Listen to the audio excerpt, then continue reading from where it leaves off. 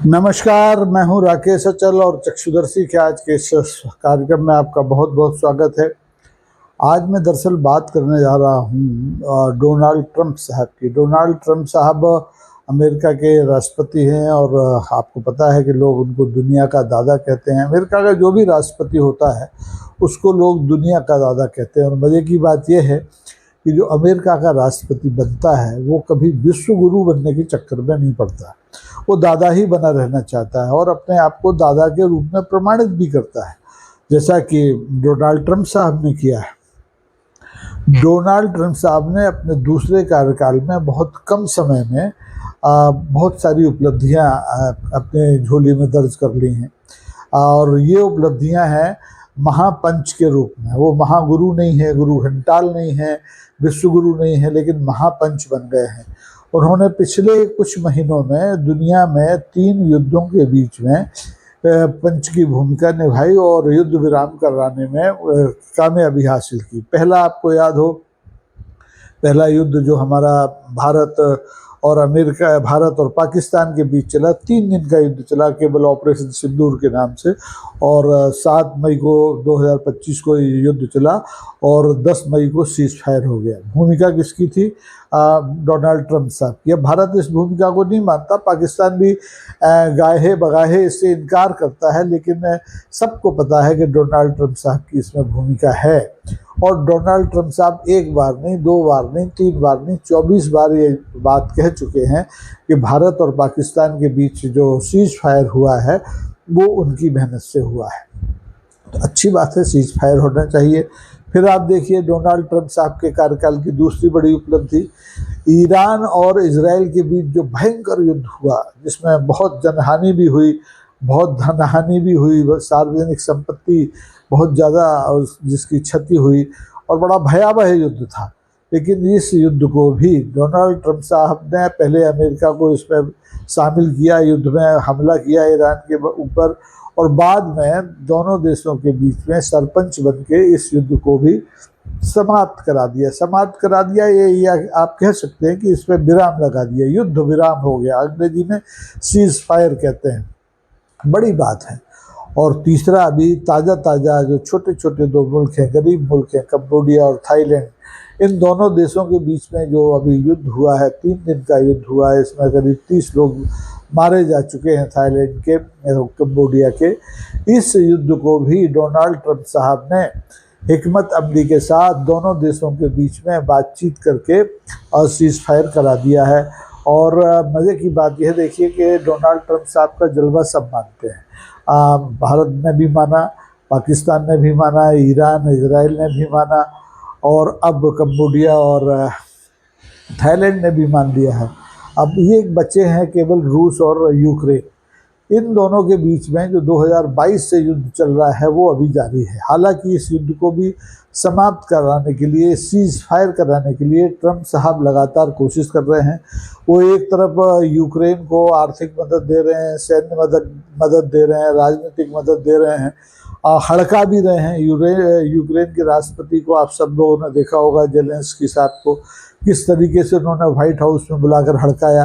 लेकिन वो जेलेंस्की भी 56 इंच से ज़्यादा का सीना वाला आदमी निकला और वो इस ट्रंप साहब के सामने झुका नहीं। युद्ध अभी रुका नहीं है, दोनों देशों के बीच युद्ध चल रहा है। हालांकि शांति वार्ता को लेकर के लगातार कोशिशें जारी हैं और अमेरिका ने पुतिन पर भी अपना प्रभाव डाला है, दबाव डाला है और दोनों देशों को अमूमन इस बात के लिए तैयार कर लिया है कि देखिए युद्ध कोई भी हो अंतहीन नहीं होता, उसको रोकना ही पड़ता है। उसमें मानव सभ्यता के विनाश का जब खतरा होता है तो उसे रोका ही जाना चाहिए और रोका जाता है। और मुझे लगता है, उम्मीद है कि ये 3 साल से जो यूक्रेन और रूस के बीच में युद्ध चल रहा है ये भी रुक जाएगा। युद्ध तो यूक्रेन और रूस का नया नहीं है, 2014 में शुरू हुआ था, बीच में रुका, बाद में फिर 2022 में शुरू हुआ, 2025 में आ गए हम। युद्ध चल रहा है, रुक के चल रहा है। दोनों देशों की आधारभूत संरचनाएं, अर्थव्यवस्था, सैन्य ताकत, सबका इसमें नुकसान हो रहा है। लेकिन कोशिश ये हो रही है कि इस युद्ध को भी रोक दिया जाए। अब ताज़ा खबर तो यही है कि कंबोडिया और थाईलैंड के बीच में जो युद्ध विराम हुआ है उसके लिए ट्रंप साहब ने थाईलैंड के जो कार्यवाहक प्रधानमंत्री हैं फुमथम साहब उनको, और जो कंबोडिया के प्रधानमंत्री हैं हुन मानेट साहब, दोनों को बात की, समझाया कि आप लोग बैठकर बात कीजिए, आपके बीच में जो विवाद हैं, सीमा विवाद हैं, कोई 850 किलोमीटर की लंबी सीमा, 817 किलोमीटर की लंबी सीमा है, कुछ प्रागैतिहासिक और ऐतिहासिक स्थल हैं जिनको लेकर के विवाद है। तो ये विवाद ऐसे विवाद नहीं है कि बैठ के निपटाए न जा सकें। और अच्छी खबर ये है कि युद्ध विराम हो गया है और दोनों ये देश आपस में बातचीत करने के लिए और समस्या का समाधान करने के लिए तैयार हो गए हैं। अब देखिए, कोशिश तो हमारे प्रधानमंत्री जी ने भी बहुत की थी। माननीय नरेंद्र मोदी जी ने यूक्रेन को, रूस को समझाने की कोशिश की। ईरान और इराक युद्ध, ईरान और इजराइल का जब युद्ध हुआ तो दोनों देशों के नेताओं से भी बातचीत की, लेकिन उनकी बात किसी ने मानी नहीं। हालांकि वो विश्वगुरु हैं, विश्वगुरु अभी जो उनके भक्तों ने ताज़ा ग्राफ जारी किया है सोशल मीडिया पर, उसके मुताबिक वो दुनिया के सर्वाधिक लोकप्रिय नेताओं में से एक, सबसे ऊपर हैं। ट्रंप भी उनके आगे कुछ नहीं है, पुतिन भी उनके आगे कुछ नहीं है, शी जिनपिंग भी उनके आगे कुछ नहीं है। तो ऐसे में ठीक है, वो विश्वगुरु हैं, होना चाहिए। भारत तो पुराना विश्वगुरु रहा है हमारे भारतीय जनता पार्टी के हिसाब से, लेकिन महापंचायत करने में अभी भी भारत के प्रधानमंत्री डोनाल्ड ट्रंप साहब के सामने बहुत पीछे हैं। डोनाल्ड ट्रंप साहब ने 3 युद्ध रुकवा दिए, हाँ ना। अभी मैंने आपको गिनाया कि जैसे भारत पाकिस्तान का रुकवा दिया, ईरान इजराइल का रुकवा दिया, अब ताज़ा कंबोडिया थाईलैंड का रुकवा दिया। तो उनका सिक्का तो चल रहा है और वो आने वाले दिनों में मुझे लगता है कोई ना कोई देश होगा जो उनका शुभचिंतक देश होगा। उनके मित्र देशों की सूची भी बहुत है और उनसे डरने वाले देशों की भी सूची बहुत है, क्योंकि उन्होंने जो टैरिफ बार घोषित कर रखा है उससे बहुत से देश उनसे डरे हुए हैं। कोई समझौता कर रहा है, कोई समझौता करने से आनाकानी कर रहा है। जैसे भारत ही, अभी भारत से अमेरिका का ट्रेड डील नहीं हो पाया, आनाकानी चल रही है, बातचीत चल रही है। जब होगा तब हो जाएगा। तो कोई ना कोई इन देशों में से अब ट्रंप साहब को अगले नोबल पीस जो पुरस्कार होता है, नोबल शांति पुरस्कार होता है, उसके लिए नॉमिनेट कर सकता है। और देखिए, कोशिशें तो उन्होंने की हैं, अब माने कोई या ना माने, कोशिशें तो हमारे प्रधानमंत्री ने भी की थी, लेकिन उनकी बात किसी ने मानी नहीं। वरना ये नोबल शांति पुरस्कार के लिए जो होड़ होती, जो प्रतिस्पर्धा होती, वो डोनाल्ड ट्रंप साहब और मोदी के बीच में होती। लेकिन दुर्भाग्य से मोदी जी के अंक कम रह गए हैं और डोनाल्ड ट्रंप साहब के अंक लगातार बढ़ गए हैं।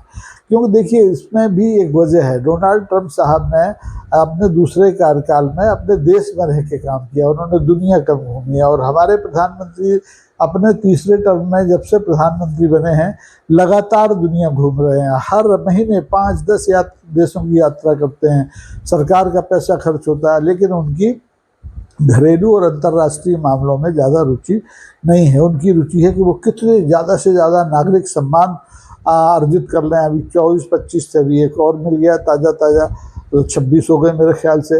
तो वो उनकी जो प्राथमिकता है वो अलग है, डोनाल्ड ट्रंप की प्राथमिकता अलग है। डोनाल्ड ट्रंप साहब दुनिया के बाज़ार में अपने ढंग से काम करना चाहते हैं। उन्होंने टैरिफ बार छेड़ रखा है और लोग उनके सामने हाथ जोड़ रहे हैं, गिड़गिड़ा रहे हैं, समझौते कर रहे हैं, डील कर रहे हैं। लेकिन भारत ने ऐसी कोई कोशिश पिछले 11 साल में नहीं की कि लोग उसके सामने गिड़गिड़ाएं, उससे डील करें, उससे बातचीत करें।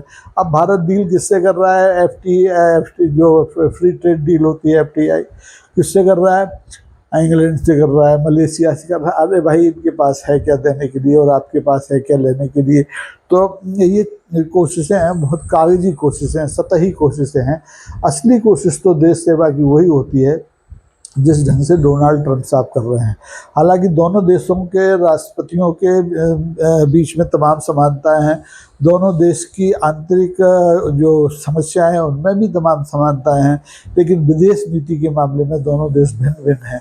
विदेश नीति के मामले में अमेरिका भारत के मुकाबले 21 बैठता है, क्योंकि भारत की जो पुरानी विदेश नीति थी गुट निरपेक्षता की, उसको भारत ने तज दिया और उसके खामियाजा भारत को लगातार भुगतने पड़ रहे हैं। आज उसके साथ में पुराना दोस्त उसका रूस है और दूसरे देश है। रूस का सबसे ज़्यादा नाम दिया जाता है, लेकिन जो पड़ोसी देश हैं आसपास के उसके महाद्वीप, एशिया महाद्वीप के, उनसे भी उसके ताल्लुक बहुत ज़्यादा बेहतर नहीं हैं।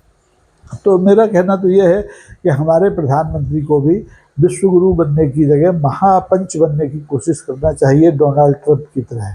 उन्हें दुनिया में जहाँ जहाँ असंतोष है, लड़ाई है, झगड़ा है, वहाँ बीच में पंचायत करने की कोशिश करना चाहिए।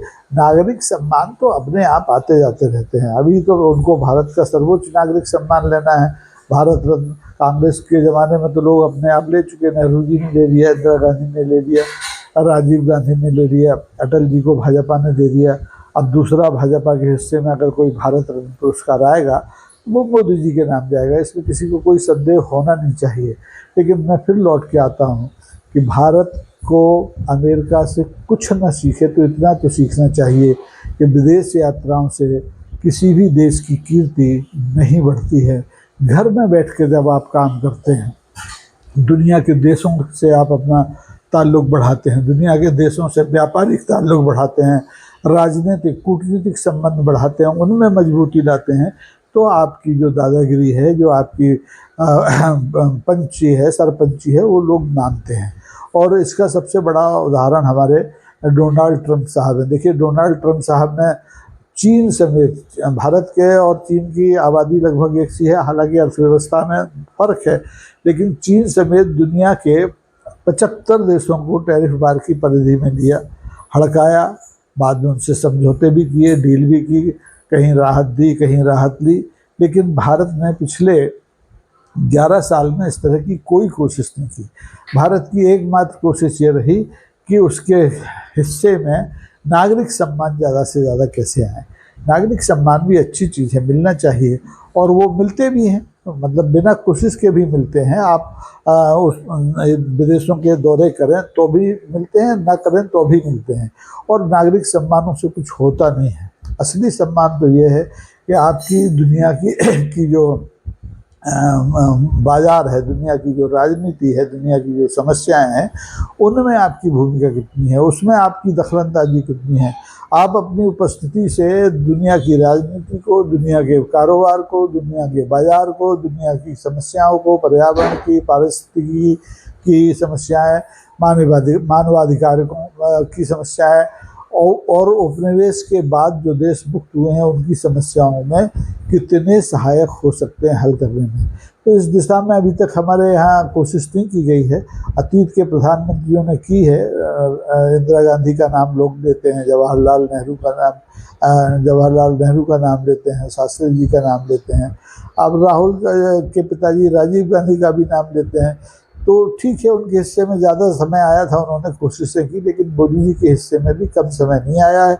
उनको एक तीसरा टर्म मिला है, तीसरे टर्म में वो हालांकि पहले टर्म की तरह मजबूत नहीं है, बैसाखियों पर हैं, लेकिन वो कोशिश तो कर ही सकते थे। और मुझे उम्मीद है कि ये जो तीसरी कोशिश डोनाल्ड ट्रंप साहब ने दुनिया में शांति स्थापना की है, कंबोडिया और थाईलैंड के बीच युद्ध विराम करके, इसकी सराहना की जानी चाहिए। डोनाल्ड ट्रंप की सराहना करते वक्त आप मुझे अमेरिका परस्त नहीं कह सकते। मैं शुद्ध भारतीय हूँ, भारत में मेरी जड़ें हैं, मेरे नस नस में भारत है, लेकिन जो हकीकत है उसको मैं ठुकरा नहीं सकता। हम पिछले कुछ महीनों में, मतलब मोदी जी का कार्यकाल और डोनाल्ड ट्रंप साहब का जो कार्यकाल है, मौजूदा कार्यकाल, उसमें डोनाल्ड ट्रंप साहब के हिस्से में जितनी उपलब्धियां हैं उतनी उपलब्धियां हमारे माननीय मोदी जी के हिस्से में नहीं हैं, न घरेलू मोर्चे पर न अंतर्राष्ट्रीय मोर्चे पर। तो इस पर पुनर्विचार करना चाहिए। देश की संसद चल रही है, देश की संसद में भी इस तरह के मुद्दे आने चाहिए, लेकिन देश की संसद चल कहाँ रही है, हंगामे में डूबी है, लोग संवाद करने के लिए तैयार नहीं हैं। चलती संसद में देश के उपराष्ट्रपति को इस्तीफा देने के लिए मजबूर होना पड़ता है।